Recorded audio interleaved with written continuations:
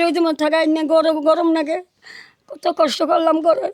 আমরা কিছুদিন আগে এই চাচির একটা ভিডিও পাবলিশ করি আমাদের প্রত্যেকের চ্যানেলে। ওইখানে আমরা অনেক সাড়া পেয়েছি, বলছিলাম যে এই ঘরটা যদি আপনাদের যার পৃথিবীতে মা নাই বা অনেকেই সুখে ঘরটা করে দিবেন।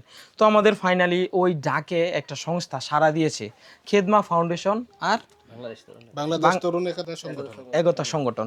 ওই দুইটা সংগঠন এই চাচির ঘরটা কইরা দিছে।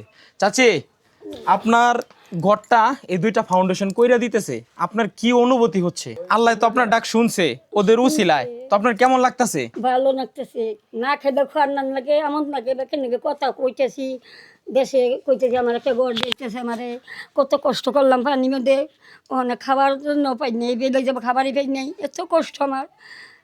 আল্লাহ নিগর বাসায় রাখ, সবারই মাপতে দোয়া করি, সবার জন্য দোয়া করি, আপনার নিগর দোয়া করি। আল্লাহ আমি দেখি আরো কিছুদিন বসত করে যাই, আমার বাচ্চা করে আল্লাহ হায়াত বড় পুরো দোয়া করি সবার জন্য। আল্লাহ আমার একটু সেবা দিয়ে, এই রোদ মধ্যে থাকাই না, গরম গরম লাগে, কত কষ্ট করলাম করে। আল্লাহ দোয়া করি সবার বাচ্চা থাকুন, খুব উপকার করছেন আমারে, আমার দুনিয়ায় কেউ নাই। ফাইনালি এই ঘরটা যারা কইরা দিতেছে আমরা তাদেরকে ধন্যবাদ দিয়ে ছোট করব না, যেহেতু এই অসহায় মায়ের পাশে দাঁড়িয়েছে। তো সবাই ধন্যবাদ দিয়ে আপনি কিছু বলবেন? সর্বপ্রথম ধন্যবাদ জানাচ্ছি যে বাংলাদেশ তরুণ একতা সংগঠনকে, যে এই বৃদ্ধ মার পাশে দাঁড়িয়েছে, নতুন একটি ঘর করার উদ্যোগ নিয়েছে। এবং আপনারা সকলে দোয়া করবেন যে সম্পূর্ণভাবে খুব সুন্দরভাবে ঘরটি কমপ্লিট করতে পারে। মনির ভাই কিছু বলবা? আমি সবসময় আপনাদের কাছে দোয়া চাবো, আপনাদের দোয়ায় আমার এই মায়ের গড়টি আসলে হচ্ছে।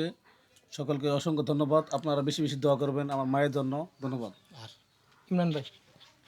তো যাই হোক, ইতিপূর্বে আমরা একটা ভিডিও করছিলাম প্রায় 15-20 দিন আগে। তো ভিডিও দেখা আমাদের দুইটা সংস্থা আমাদের এই কাজে আর কি আগেই আসছে, এই জন্য অসংখ্য ধন্যবাদ তাদেরকে। আর আমি সংস্থার লিঙ্কটা আমার ডিসক্রিপশনে আর স্ক্রিনে দেখাচ্ছি, আপনারা চাইলে ওই সংস্থায় যে ফলো করতে পারেন। ওরা খুব মানবিক কাজ করে, এরা আসলে মানুষের কাছ থেকে কিছু চায় না, শুধু চায় আপনাদের ভালোবাসা। ওরা ভালোবাসা পাইলে আর অনেক দূর এরকম অসহায় মানুষের পাশে দাঁড়াবে।